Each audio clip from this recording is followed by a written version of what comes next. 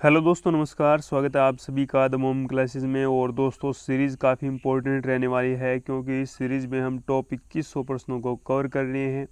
आज के इस सेशन में हम 50 प्रश्नों पर अध्ययन करेंगे और आज का सेशन काफ़ी इंपॉर्टेंट रहेगा दोस्तों।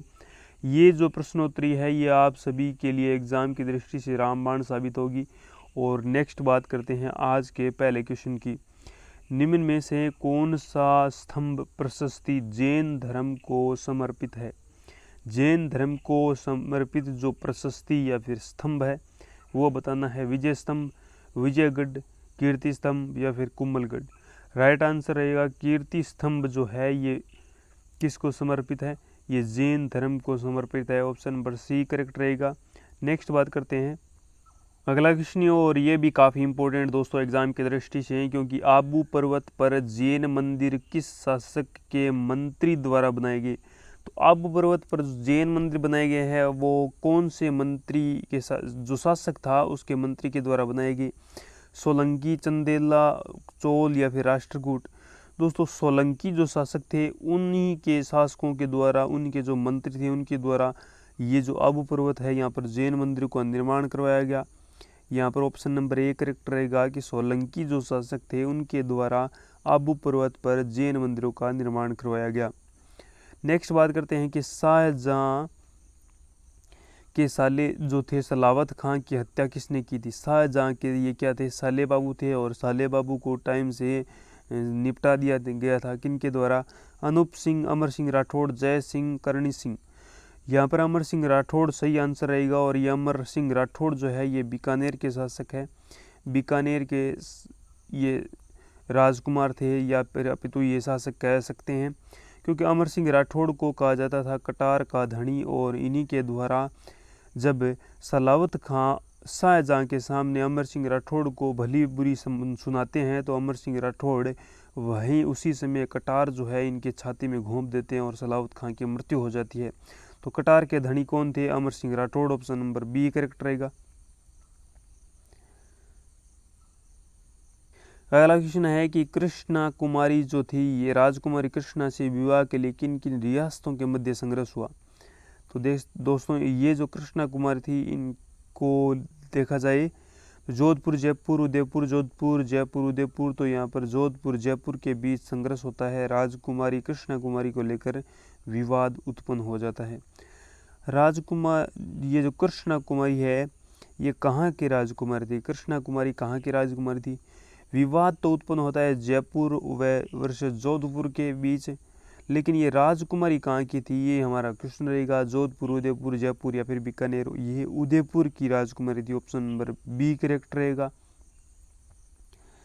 महाराणा प्रताप का निधन कहाँ हुआ? ये भी काफ़ी इंपॉर्टेंट क्वेश्चन। हल्दीघाटी, कुंभलगढ़, उदयपुर या फिर ऑप्शन नंबर डी रहेगा चावंड। तो राइट आंसर रहेगा चावंड।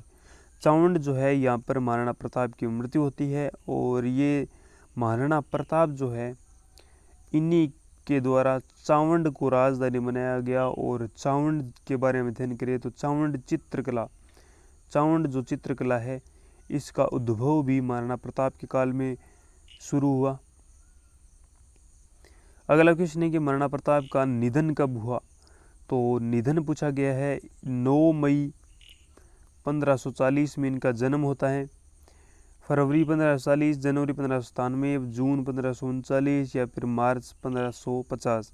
तो दोस्तों, हम जानते हैं कि 1576 में तो ये हल्दीघाटी का युद्ध लड़ते हैं तो उन्हीं के आसपास इनकी मृत्यु होती है। तो जनवरी 1597 में इनकी मृत्यु होती है। ऑप्शन नंबर बी करेक्ट रहेगा। अगला क्वेश्चन है कि मेवाड़ के प्रथम साके के रूप में किसे जाना जाता है? जो मेवाड़ का प्रथम साका हुआ था, मेवाड़ का प्रथम साका जब अलाउद्दीन खिलजी 1303 ईस्वी में आक्रमण करता है और ये साका स्पेशलिस्ट होता है अलाउद्दीन खिलजी। उस समय जयमल बत्ता का बलिदान, ये बलिदान उस समय नहीं हुआ था। रानी कर्णावती का जौहर ये भी उस समय नहीं हुआ था। रानी पद्मिनी एवं अन्य जौहर।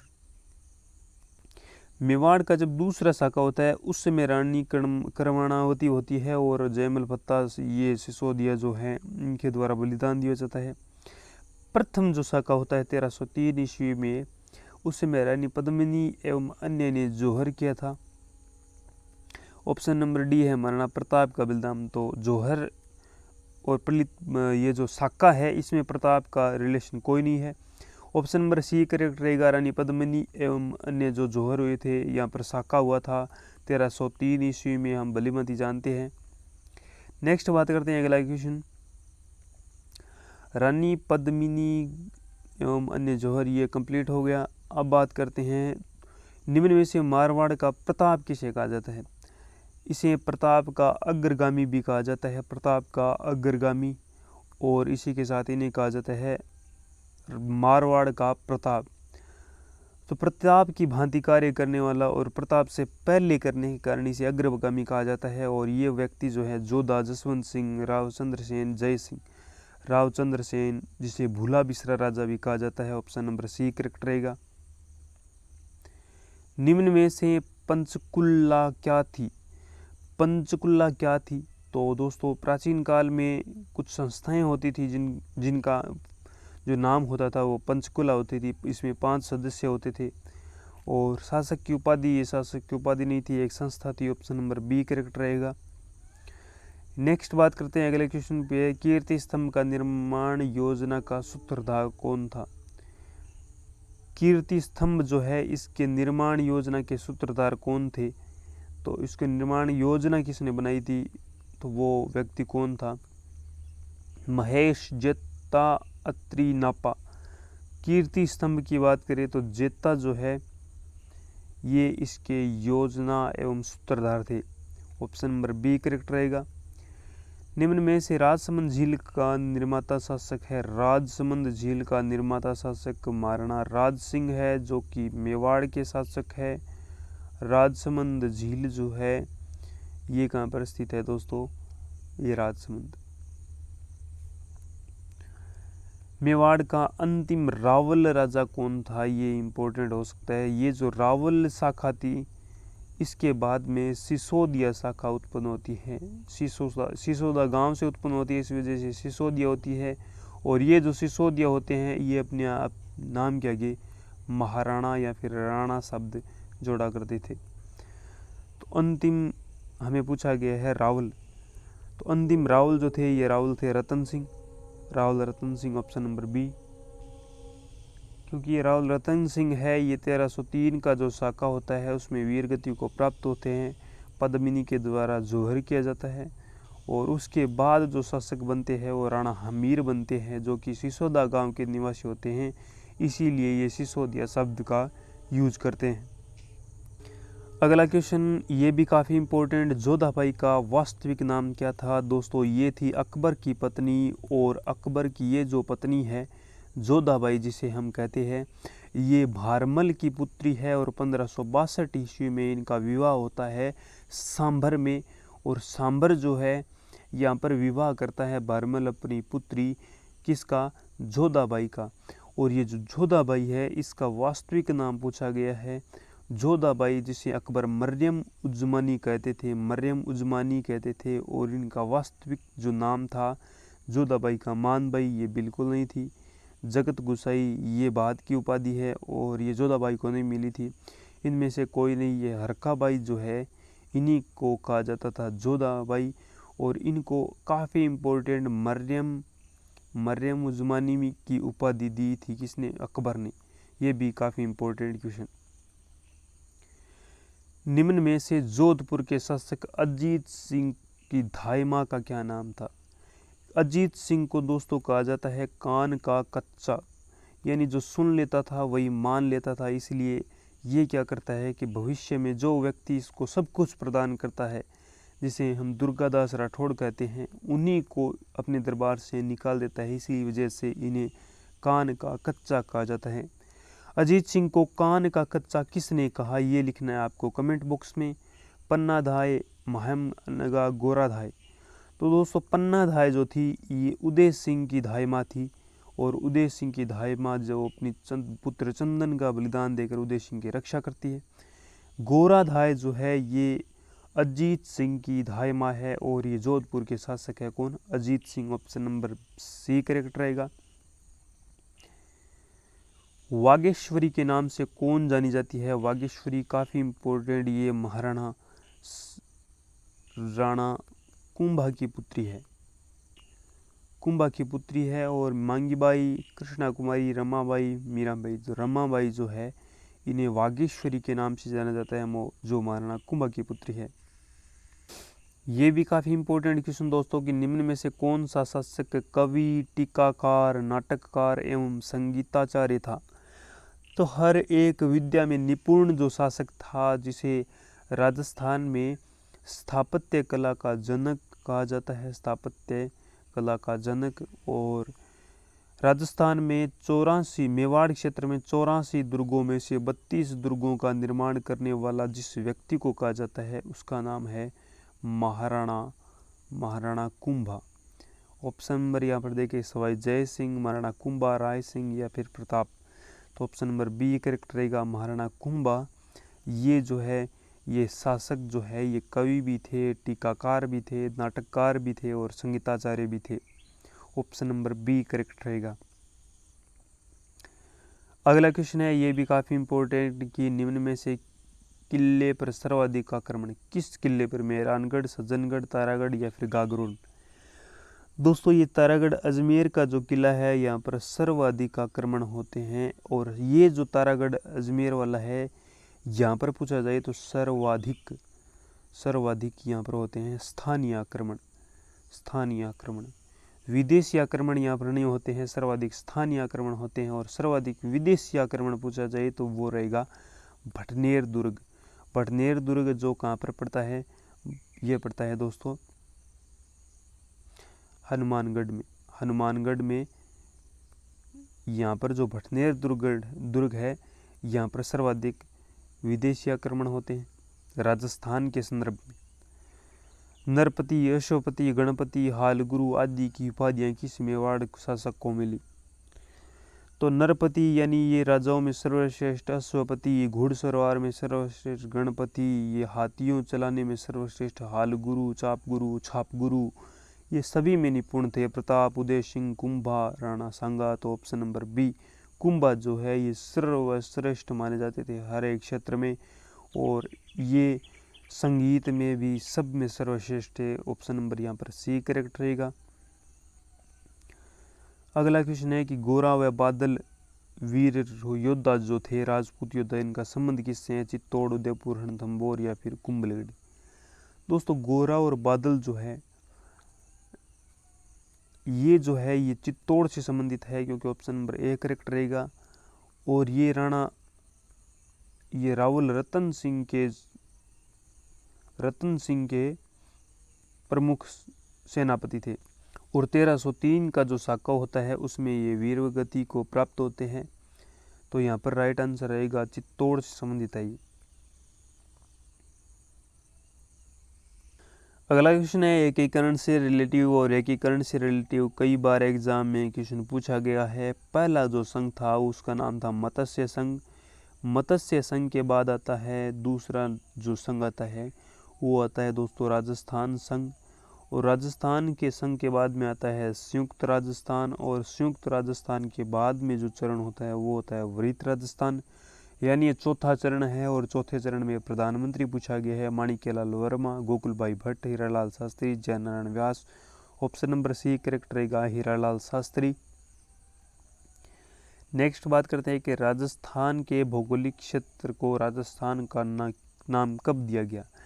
ये जो क्षेत्र था राजस्थान का, इससे राजस्थान नाम कब दिया गया, ये हमें क्वेश्चन पूछा गया है। ऑप्शन नंबर फर्स्ट देखें तो 25 मार्च 1948, 1 नवंबर 1956, 15 अगस्त 1947, 31 मार्च 1949। तो 1 नवंबर 1956 को राजस्थान जो है ये अपने अस्तित्व में आया था। ऑप्शन नंबर बी करेक्ट रहेगा।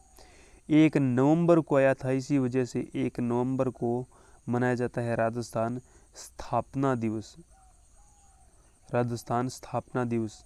और राजस्थान जो दिवस है ये 30 मार्च को मनाया जाता है। ऑप्शन नंबर यहाँ पर रहेगा बी करेक्ट, 1 नवंबर 1956।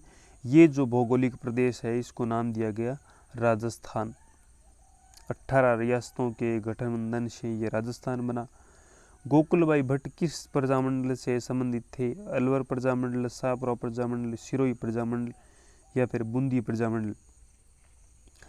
गोकुल भाई भट्ट जो है ये दोस्तों रहेंगे सिरोही प्रजामंडलीय, ऑप्शन नंबर सी करेक्ट रहेगा। गोकुल भाई भट्ट काफ़ी इम्पोर्टेंट है एग्ज़ाम की दृष्टि से, जिन्हें राजस्थान का गांधी कहा जाता है, राजस्थान का गांधी कहा जाता है। नेक्स्ट बात करते हैं अगले क्वेश्चन पर। यह भी काफ़ी इम्पोर्टेंट रहेगा। निम्न में से आबियाना क्या है? शिक्षा पर टेक्स्ट, ये क्या है? करई पर टेक्स्ट, पानी पर टेक्स्ट, या फिर अगला क्वेश्चन है कि विवाह पर टेक्स्ट। जो पानी पर जो टेक्स्ट दिया जाता था, ऑप्शन नंबर सी करेक्ट रहेगा, उसे आबियाना कहा जाता था। नेक्स्ट बात करते हैं कि निम्न में से दूसरा जवाहरलाल नेहरू किसे कहा जाता है? दूसरा जवाहरलाल नेहरू किसे कहा जाता है? मोहनलाल सुखाड़िया, अर्जुन लाल सेठी, पंडित जुगल किशोर चतुर्वेदी, भूगीलाल पांड्या। पंडित जुगल किशोर चतुर्वेदी को दूसरा जवाहरलाल नेहरू कहा जाता है, ऑप्शन नंबर सी करेक्ट रहेगा। अगला क्वेश्चन है कि केसरी सिंह बारहट की मृत्यु कब हुई?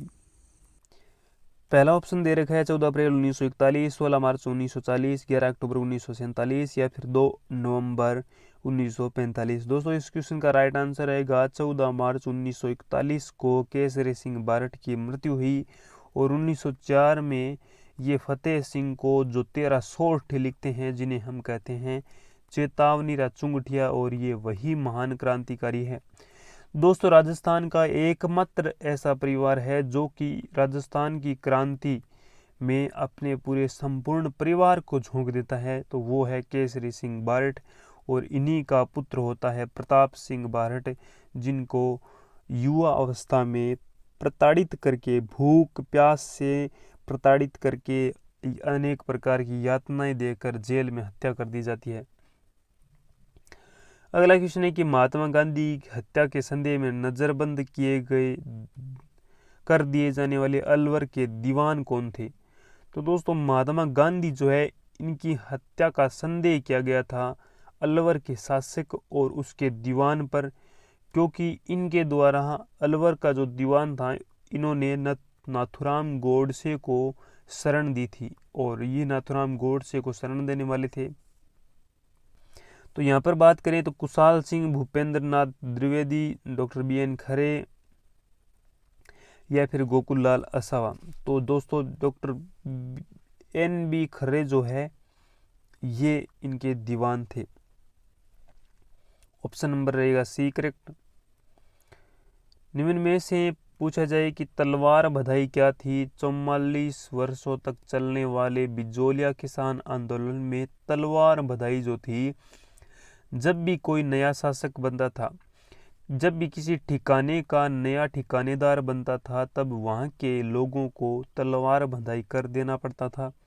ये तलवार बंधाई कर जो है सेनापति को दिया जाने वाला पुरस्कार था, नहीं सैनिकों को अस्त्र शस्त्र देना, नहीं उत्तराधिकारी शुल्क, ऑप्शन नंबर सी करेक्ट रहेगा। ठिकाने का ठिकानेदार बनो, चाहे ये जो शासन करने वाला शासक बदलो, यहाँ पर जो था लोगों को कर देना पड़ता था, और ये जो कर था इसे कहा जाता था उत्तराधिकारी शुल्क। भारत का वह कौन सा नगर है जिसे ब्लू प्रिंट तैयार किया गया था? भारत का वह कौन सा नगर है जिसका ब्लू प्रिंट तैयार किया गया था? ऑप्शन नंबर फर्स्ट रहेगा जयपुर, देहरादून, रांची, सीकर। ब्लू प्रिंट तैयार करके जिसकी रचना की गई वो शहर था जयपुर, ऑप्शन नंबर रहेगा ए करेक्ट। निम्न में से देश का सबसे प्राचीनतम किला कौन सा है? देश का सबसे प्राचीनतम यानी प्राचीन से प्राचीनतम किला जो कौन सा है? Chittorgarh, Ranthambore, Siwana, Nahargarh. Chittorgarh option number right रहेगा, क्योंकि मौर्य शासक चित्रांगद द्वारा बनाया गया, ऑप्शन नंबर ए करेक्ट रहेगा। भारत छोड़ो आंदोलन का राजस्थान के किस शहर में सूत्रपात हुआ? सूत्रपात पूछा गया है राजस्थान का शहर भारत छोड़ो आंदोलन का, ऑप्शन नंबर एक रहेगा उदयपुर, कोटा, जोधपुर, जयपुर। यहाँ पर राइट आंसर रहेगा जोधपुर। जोधपुर में भारत छोड़ो आंदोलन के सूत्रपात बनाए गए, सूत्रधार यहाँ पर रखा गया, ऑप्शन नंबर सी करेक्ट रहेगा। मत्स्य संघ का नाम किन के द्वारा दिया गया? तो मत्स्य संघ जो कि 18 मार्च 1948 में बना था, और इसे मत्स्य संघ नाम किसने दिया? 1948। सरदार पटेल के एम मुंशी, वीपी मेनन और Fazal Ali. Option number B correct रहेगा। के एम मुंशी के द्वारा इसको नाम दिया गया, इनकी सलाह पर बनाया गया। अगला क्वेश्चन है कि मत्स्य संघ को भारत 1949 में राजस्थान का भाग किस तिथि को बनाया गया? ये 1949 में राजस्थान का भाग मत्स्य संघ को सम्मिलित किया गया, ये हमारा क्वेश्चन है। 10 मई, 16 मई, 20 मई या फिर 15 मई? 15 मई रहेगा राइट आंसर। 15 मई 1949 को, 15 मई 1949 को ये जो मत्स्य संघ है जिसका निर्माण 18 मार्च 1948 को होता है। 18 मार्च 1948। ये जो पूछा जाए कि मत्स्य जो संघ था ये राजस्थान में सम्मिलित हो जाता है कब, तो ये होता है 15 मई 1949 को। ऑप्शन नंबर डी करेक्ट रहेगा। दोस्तों यहाँ पर बात करिए कि राज्य पुनर्गठन आयोग की अभिशंसा राजस्थान की कौन सा क्षेत्र मिला? तो राजस्थान का ये जो राज्य पुनर्गठन आयोग है इसकी अभिशंसा में राजस्थान का कौन सा क्षेत्र? अजमेर, आबू, सुनेल, टप्पा, उपरोक्त सभी। तो ये जो राज्य पुनर्गठन आयोग है इसके द्वारा अजमेर को राजस्थान में सम्मिलित कर लिया गया 1 नवंबर 1956 को। आबू को और ये जो मध्य प्रदेश का सुनील टप्पा क्षेत्र था ये भी राजस्थान में सम्मिलित किया गया। और राजस्थान का जो सिरोज क्षेत्र था ये मध्य प्रदेश में मिला दिया गया। यहाँ पर ऑप्शन नंबर डी करेक्ट रहेगा। अजमेर, आबू, सुनील टप्पा ये तीनों ही क्षेत्र राजस्थान में सम्मिलित हुए राज्य पुनर्गठन आयोग की अभिशंसा पर। अगला क्वेश्चन है कि अजमेर मेरवाड़ा को उनकी अलग व्यवस्था के कारण किस श्रेणी के अंतर्गत रखा गया था? ए, बी या फिर सी या फिर डी? दोस्तों सी श्रेणी का ये अजमेर मेरवाड़ा कमिश्नरी प्रदेश था। 30 मार्च 1949 को कितने राज्यों को मिलाकर वृत्त राजस्थान का निर्माण किया गया? 7, 4, 56 या फिर 52? ऑप्शन नंबर बी करेक्ट रहेगा। 4 राज्यों को मिलाकर वृत्त राजस्थान का गठन किया गया।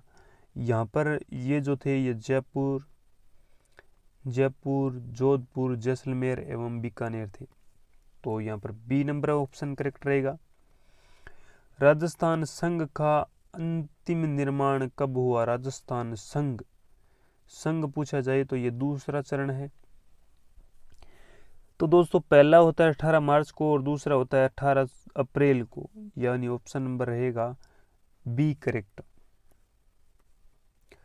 अगला क्वेश्चन है कि संयुक्त राजस्थान का नाम अंगीकृत कब किया गया? संयुक्त राजस्थान का नाम, संयुक्त राजस्थान आता है तीसरा चरण और 26 जनवरी 1950, 26 जनवरी 1959, 15 अगस्त 1947, 26 जनवरी 1959। ऑप्शन नंबर बी करेक्ट रहेगा। 1950 रहेगा दोस्तों, 1950। पहला 48 में, दूसरा 48 में, फिर होता है 49 में और ये होता है 50 में, चौथा चरण।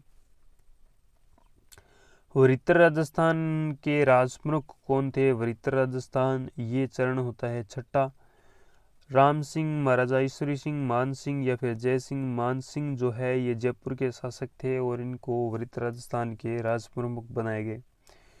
निम्न में से मत्स्य संघ के प्रधानमंत्री कौन बने थे? और राजस्थान संघ मत्स्य संघ राजस्थान 7 चरणों में अपने अस्तित्व में 18 रियासतें मिली, इसमें 3 ठिकाने मिले। ये जो 18 रियासतें थी इनमें सबसे पहले मत्स्य संघ बनता है जिसमें अलवर, भरतपुर, धौलपुर और करौली होते हैं। ये जो मत्स्य संघ है इसमें प्रधानमंत्री पूछा गया है तो यहाँ पर NV गौडगिल करते हैं उद्घाटन। शोभाराम कुंभावत, पंडित हीरालाल शास्त्री। चौथे चरण में माणिक्यलाल वर्मा, शोभाराम कुंभावत। शोभाराम कुंभावत रहेगा right answer, option number B रहेगा। अगला क्वेश्चन है कि अग्निबाण समाचार पत्र का प्रकाशन जयप्रकाश नारायण द्वारा कब करवाया गया? 45 में, 36 में, 40 में, 44 में? ऑप्शन नंबर बी रहेगा। 1936 में अग्निबाण समाचार पत्र का प्रकाशन जयप्रकाश नारायण के द्वारा कराया गया। जमनालाल बजाज स्वयं को कौन सा गुलाम मानते हैं? तो जमनालाल बजाज जो है ये स्वयं को 4 नंबर गुलाम मानते हैं।